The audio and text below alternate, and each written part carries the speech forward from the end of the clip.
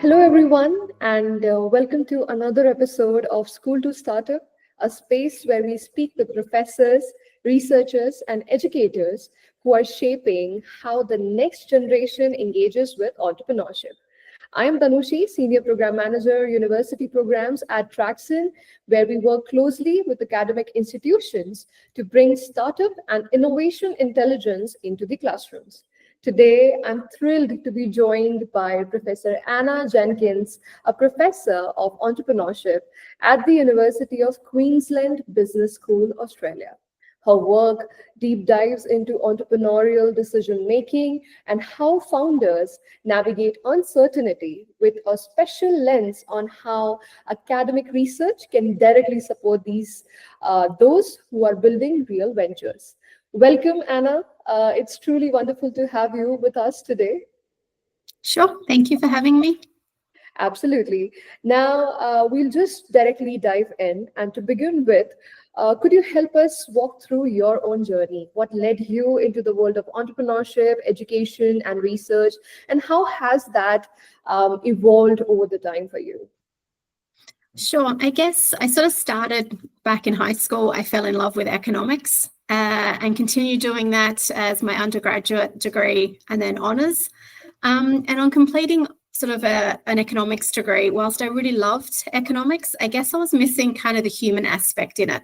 I did a lot of statistics, a lot of maths. So whilst I loved it and wanted to keep studying, I was sort of missing, I guess, the human element in economics. I love that everything could be done on a sort of a 2x2 diagram, and I love the simplicity, but I really miss that human element. I actually ended up skipping my honours graduation and moving to Sweden. And my now husband, but back then he was my boyfriend, he got his dream job in a really small town in southern Sweden. And we moved to that town. And in that city, there happened to be a university that did all of their education in English and specialised in entrepreneurship.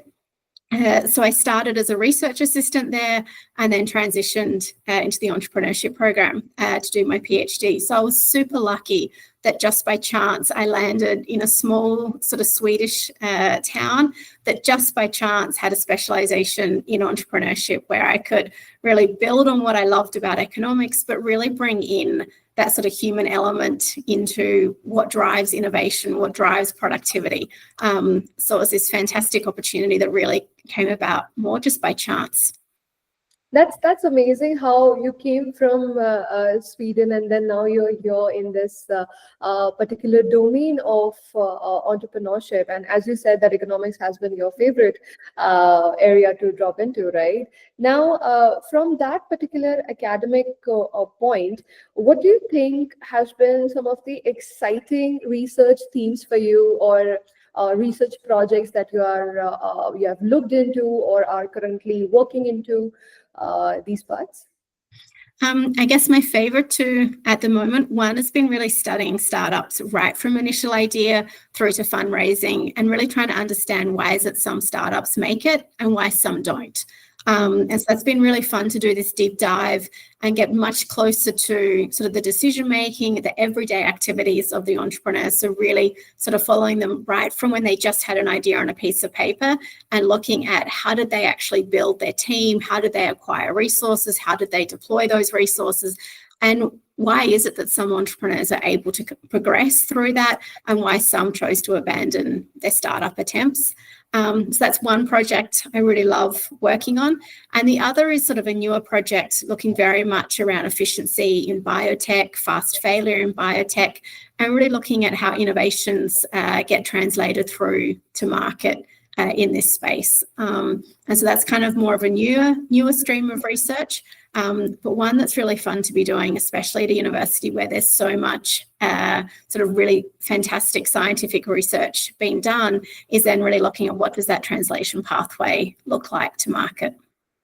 That's really amazing. While you're working on these projects and these themes very essentially, what is one that kind of uncommon skill or probably a less obvious skill that you feel and you have, uncovered during your research, that this is kind of a very uncommon opinion that is coming out when it comes to founders' mindset, when it comes to entrepreneurial mindset, when that point is considered.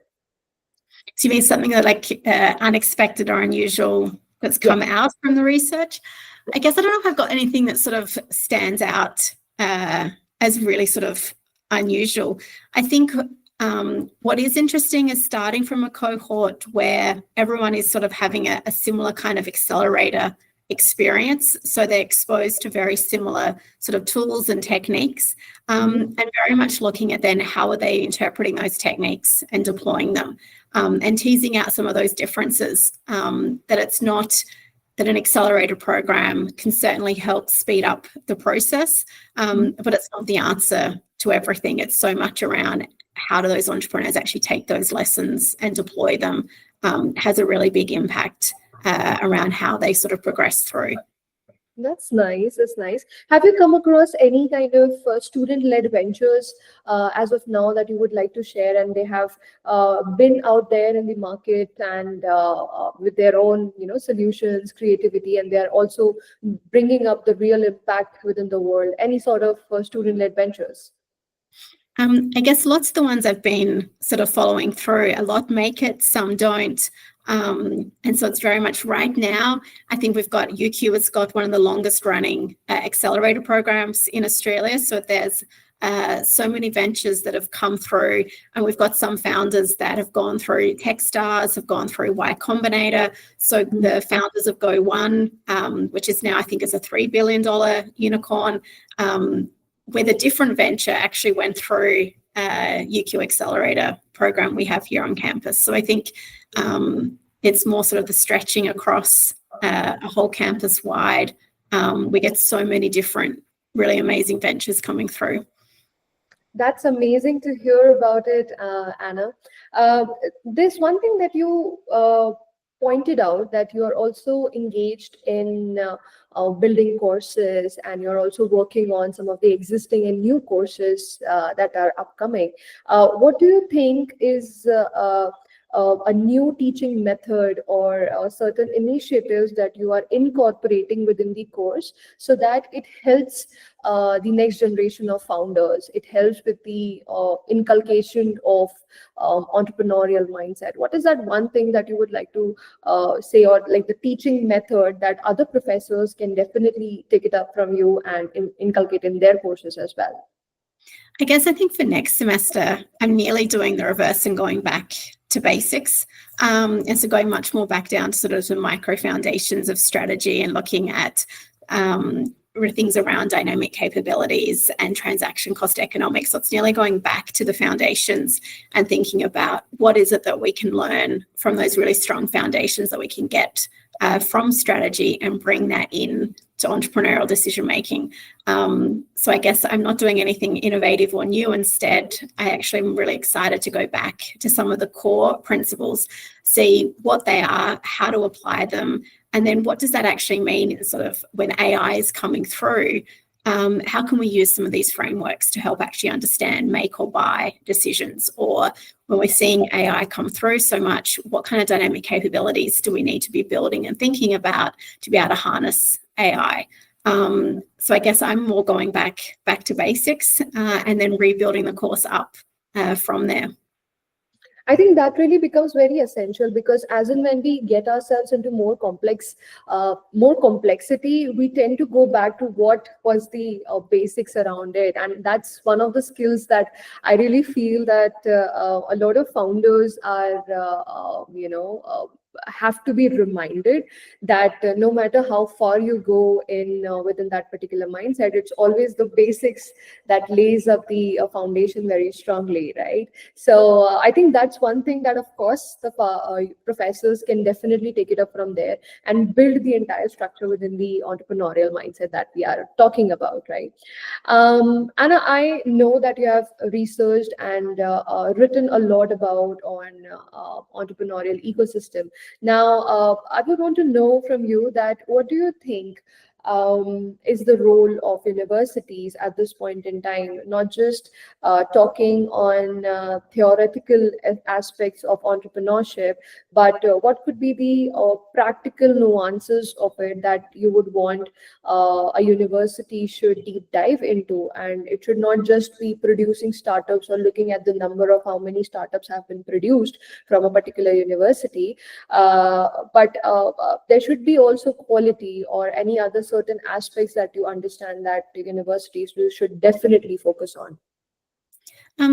I guess what's exciting is how much entrepreneurship is getting embedded across curriculum, across campus.